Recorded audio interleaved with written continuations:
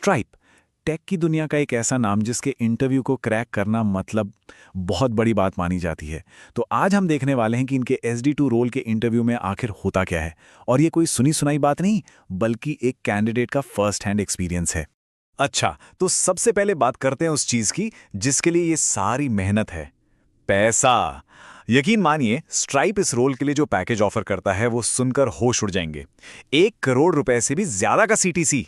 मतलब ये सिर्फ एक जॉब नहीं है, ये एक तरह का रिवॉर्ड है टेक के सबसे मुश्किल दरवाजों में से एक को तोड़ने का। तो जाहिर है दांव पे बहुत कुछ लगा होता है। तो सवाल ये उठता है कि भाई, इस लेवल तक पहुंचने के लिए करना क्या पड़ता है? क्या है वो सीक्रेट? चलिए इस पूरे प्रोसेस को ना एक एक करके डिकोड करते हैं। और देखिए, ये कोई 100 मीटर की दौड़ नहीं है, ये एक फुल फ्लेज मैराथन है। स्ट्राइप का इंटरव्यू प्रोसेस 1-2 नहीं, पूरे 6 राउंड का होता है। सोचिए, किसी भी कैंडिडेट के लिए ये कितना बड़ा चैलेंज होगा। तो ये रहा पूरा रोड मैप। सफ़र शुरू होता है एप्लीकेशन डालने से, फिर आता है एक स्क्रीनिंग राउंड जहां बस बेसिक स्किल्स चेक होती हैं। इसके बाद शुरू होता है असली खेल, प्रोग्रामिंग एक्सरसाइज। फिर सिस्टम डिज़ाइन राउंड में देखा जाता है कि कितने बड़े सिस्टम्स के बारे में सोचा जा सकता है। और फिर आता है स्ट्राइप का सिग्नेचर राउंड, बग बैश। आखिर में API इंटीग्रेशन और हायरिंग मैनेजर के साथ फाइनल बातचीत। हर स्टेप एक नया पहाड़।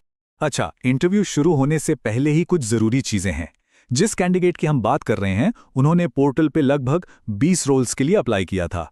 और मजे की बात, सारे इंटरव्यूअर्स अमेरिका या लंदन से थे। मतलब सारे राउंड्स देर रात को होते थे। और हाँ, सबसे इंपॉर्टेंट, शुरू में ही एक प्रोग्रामिंग लैंग्वेज चुननी पड़ती है। कैंडिडेट का सुझाव है कि C++ जैसी कॉम्प्लेक्स भाषाएं अवॉइड ही करें, क्योंकि आगे टाइम की बहुत कमी पड़ने वाली है। तो चलिए अब आते हैं टेक्निकल राउंड्स पर।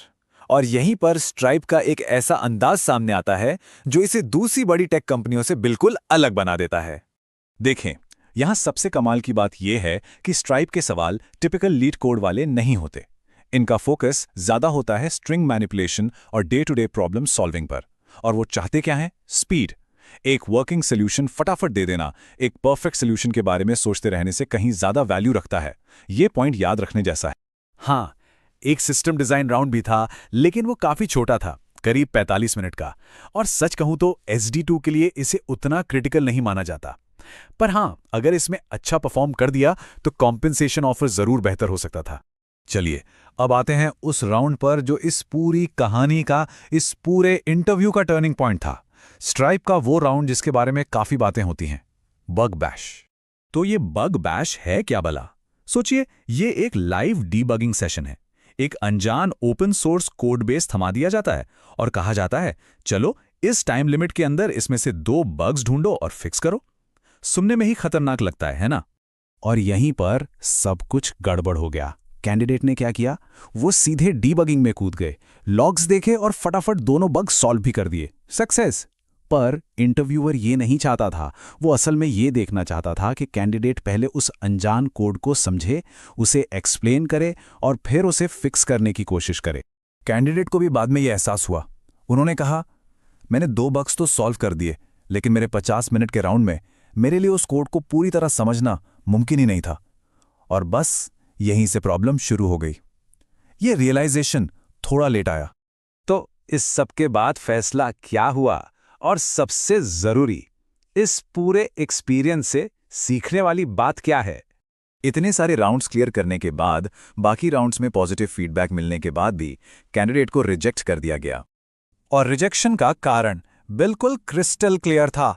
रिक्रूटर ने साफ साफ बताया कि बग बैश राउंड में performance up to the mark नहीं थी। मतलब गलती क्या हुई? सोल्यूशन देने को ज्यादा प्राथमिकता दे दी गई, जबकि कोड की समझ दिखाने पर फोकस करना था। और ये राउंड नॉन निगोशिएबल था। सिस्टम डिजाइन की तरह इसे इग्नोर नहीं किया जा सकता था। तो इस पूरे अनुभव से जो सबक मिले हैं, चलिए उसे एक प्रैक्टिकल प्लेबुक में बदलते हैं। एक ऐसी गाइड जो किसी के काम आ सके, जो इस मुश्किल रास्ते पर चलने की सोच रहा हो। ये स्लाइड समझिए पूरी स्ट्रैटेजी का निचोड़ है। प्रोग्रामिंग में स्पीड पर ध्यान देना है, ऑप्टिमल सोल्यूशन पर नहीं। सिस्टम डिजाइन SD2 के लिए डिसाइडिंग फैक्टर नहीं, पर सैलरी बढ़वा सकता है। API इंटीग्रेशन में भी स्पीड ही किंग है। और सबसे बड़ा लेसन, बग बैश में बग फिक्स करने से पहले कोड को समझाने पर कम से कम 20-25 मिनट लगाइए। याद रखिए, कॉम्प्रिहेंशन फर्स्ट, सॉल्यूशन सेकंड। तो आखिर में सवाल बस इतना सा है, क्या कोई सिर्फ ये दिखाने को तैयार है कि वो क्या सॉल्व कर सकता है, या ये भी कि वो सोचता कैसे है? और स्ट्राइप के लिए शायद दूसरा सवाल ही ज्यादा मायने रखता है।